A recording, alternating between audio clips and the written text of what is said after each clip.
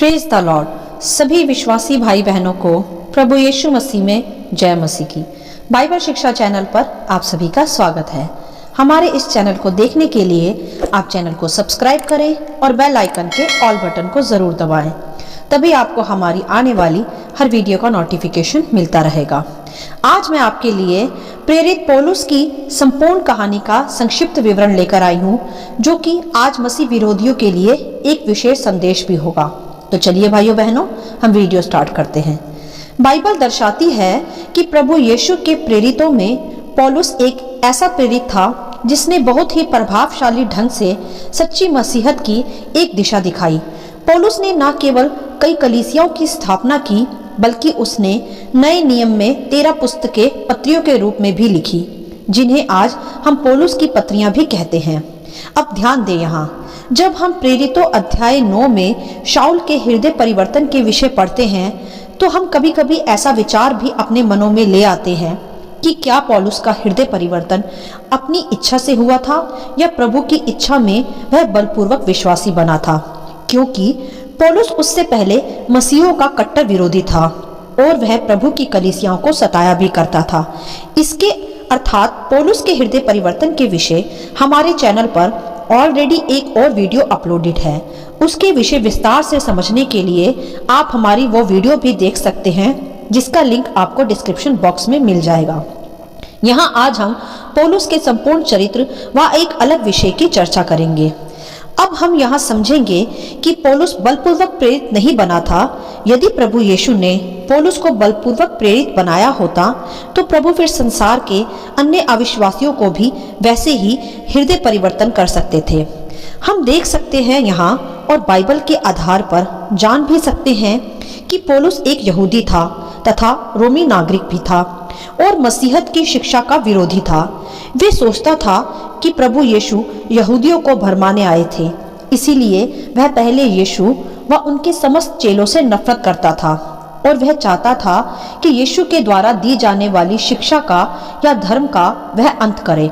जैसा कि हम प्रेरितों अध्याय 9 में देखते भी हैं कि पौलुस ने प्रभु के चेलों को धमकाने व घात करने के लिए महायाजक से आधिकारिक चिट्ठियां भी ली, जिससे वे उन सभी को घात कर और बांध कर यरूशलेम में बंदी बनाकर ले आए।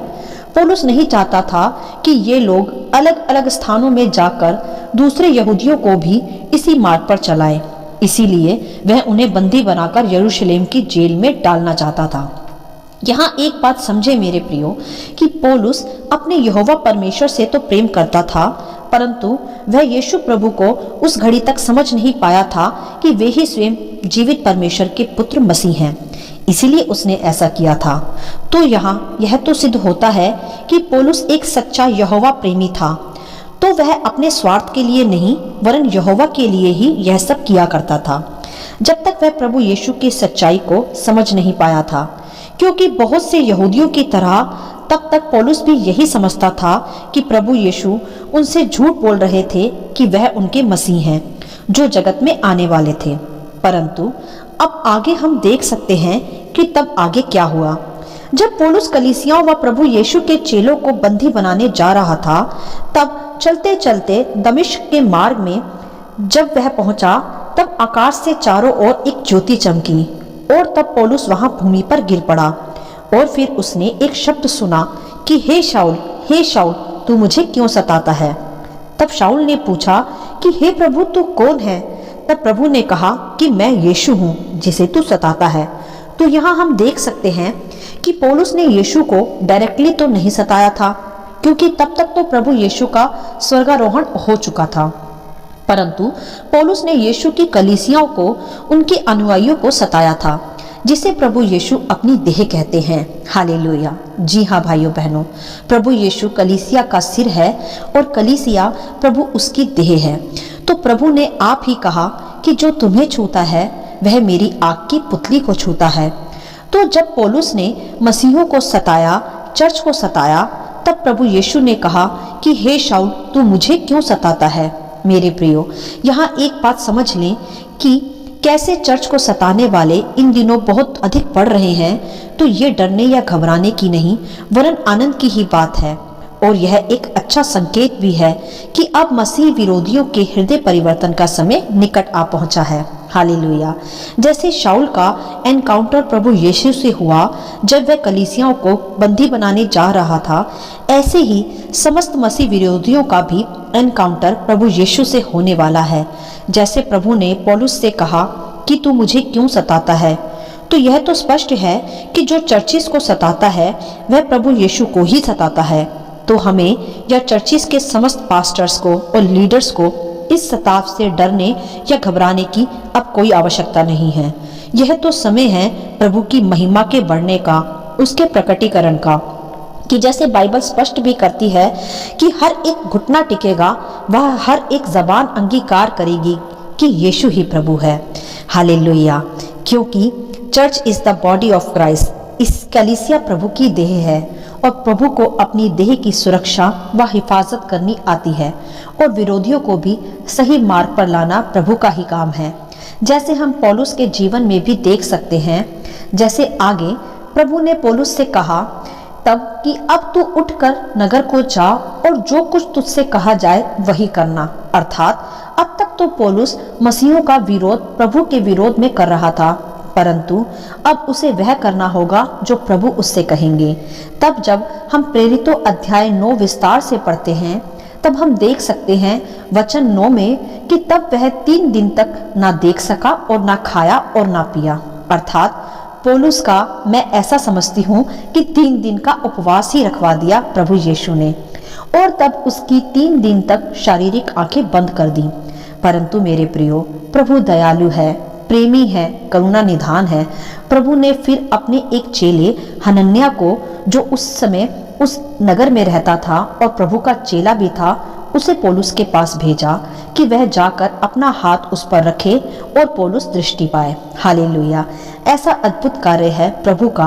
वह मसीह सताव करने वालों को भी दुख में व पीड़ा में नहीं छोड़ता, वरन उन्हें भी पूरा पूरा छुटकारा व उद्धार प्रदान करता है, जैसा प्रभु ने शाऊल का भी पूरा पूरा उद्धार किया। तब हनन्याह शाऊल अर्थात पौलुस के पास गया और उसके लिए प्रार्थना कर उस पर हाथ रखा। तब पौलुस ने फिर 3 दिन बाद दृष्टि पाई और फिर पौलुस की शारीरिक व आत्मिक दोनों आंखें खुल गई और फिर प्रेरित पौलुस देखने लगा व उसने तुरंत प्रभु यीशु के नाम का बपतिस्मा ले लिया। हालेलुया। क्या आश्चर्य कर्म हम यहाँ देख सकते हैं पौलुस के जीवन का।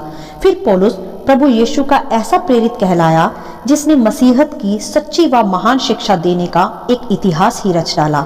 पौलुस के द्वारा ही नए नियम में फिर 13 पत्रियां भी लिखी गई, जिन्हें आज हम सब पढ़कर मसीहत की सच्ची व गहरी शिक्षा प्राप्त करते हैं। और पौलुस ने ही फिर कलीसियाओं की स्थापना भी की। और बाइबल स्पष्ट भी करती है पौलुस की सेवाकाई के विषय कि बीमार पौलुस के रुमाल से ही चंगे हो जाते थे। हालेलुया। मेरे प्रियो, पौलुस का यह चरित्र और यह संपूर्ण घटना पूर्ण रीति से स्पष्ट करती है कि हर मसीह विरोधी का घुटना प्रभु यीशु के आगे टिकेगा और हर जबान अंगीकार करेगी कि यीशु ही प्रभु है। तो यह तो स्पष्ट है भाइयों बहनों कि जितना सताव बढ़ेगा उतना ही अनुग्रह भी बढ़ेगा। यह संदेश आप सभी को शेयर कर सकते हैं। यदि आप आज अपने आसपास कोई सताव देखते हैं या कट्टर से कट्टर मसीह विरोधियों को भी देखते हैं, तो अपने भीतर यह निश्चय कर लें कि उन सताने वालों का भी अब उद्धार निश्चित है।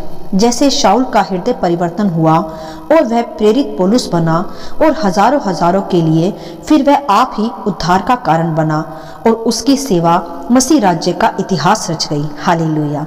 ऐसा है हमारा प्रभु, सताने वालों से प्रेम करने वाला, उन्हें मन फिराव की आत्मा देने वाला तथा उनके ही द्वारा मसीहत की सच्ची शिक्षा का प्रचार कराने वाला। यह सब हम प्रेरित पौलुस के जीवन में भी देख पा रहे हैं, जिसकी चर्चा आज हम यहाँ प्रभु की ही इच्छा से कर भी रहे हैं। ये प्रेरित पौलुस जो प्रभु की कलीसियाओं को सताया करता था, फिर उसने आप ही प्रभु यीशु के लिए सताव भी सहा और फिर भी प्रभु का प्रचार करना नहीं छोड़ा।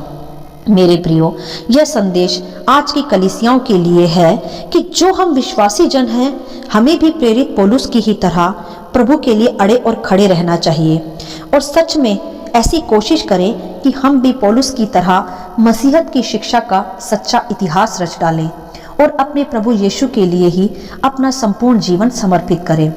और यह संदेश है मसीह की कलीसियाओं को सताने वाले व सताव करने वालों के लिए भी, कि वह ध्यान से सुन ले कि कलीसिया प्रभु यीशु की देह है और उसने कहा कि जो तुम्हें छूता है वह मेरी आंख की पुतली को छूता है। समझ लें, बाइबल स्पष्ट करती है कि जीवित परमेश्वर के हाथों में पड़ना भयानक है। तो भाइयों बहनों, आइए हम एक मन व एक आत्मा होकर जुटे रहें प्रभु की सेवाकाई व प्रचार में। अब कोई भी सताव, कोई भी पहाड़ व कोई भी विद्रोही हमें परमेश्वर के प्रेम से व उसकी सेवा से हटा नहीं सकता। जितना विरोध बढ़ेगा उतना ही परमेश्वर का अनुग्रह व कार्य भी बढ़ेगा, और जितने मसीह का विरोध करने वाले व कलीसियाओं को सताने वाले बढ़ेंगे उतने ही प्रेरित पौलुस भी उठ खड़े होंगे। हालेलुया। जैसे शाऊल का प्रभु यीशु के साथ एनकाउंटर हुआ मार्ग में ही, उसी प्रकार सभी सताने वालों का भी अब प्रभु यीशु के साथ एनकाउंटर का समय आ पहुंचा है। अब मसीहत की सच्ची ज्योति अंधकार पर पूर्ण रीति से फैलने जा रही है। न पहले कभी प्रभु यीशु का काम रुका है, न अब ही रुकेगा। यह युगानुयुग से बढ़ता आया है व बढ़ता ही रहेगा।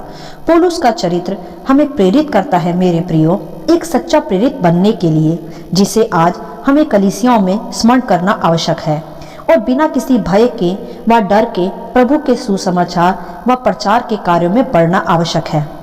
प्रभु सदा हमारे साथ हैं, और जिसने शाऊल जैसे मसीह विरोधियों का हृदय परिवर्तन कर उसे प्रेरित पौलुस बना डाला, वह वैसे ही सभी विरोधियों को अब परिवर्तित करने जा रहा है।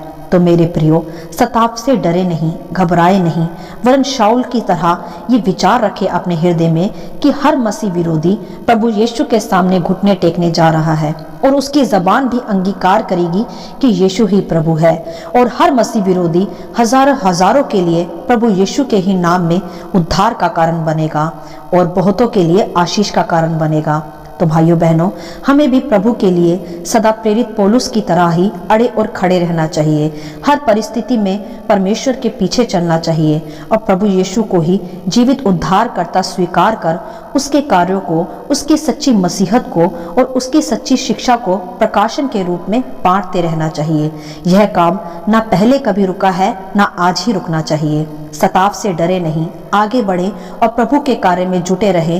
प्रभु ने उस घड़ी भी हमें संभाला था और आज भी वह हमें संभालने के योग्य है। हालेलुया। आशा करती हूँ इस कहानी का और इस संदेश का संक्षिप्त विवरण आप सभी को समझ में आया होगा।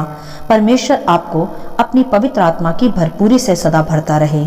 यदि आप चाहते हैं कि दूसरे भी इसे सुनकर आशीष पाएं, तो आप दूसरों के साथ भी इसे शेयर कर सकते हैं, क्योंकि हमारे प्रभु यीशु मसीह की यही इच्छा है। आमीन and God bless you all.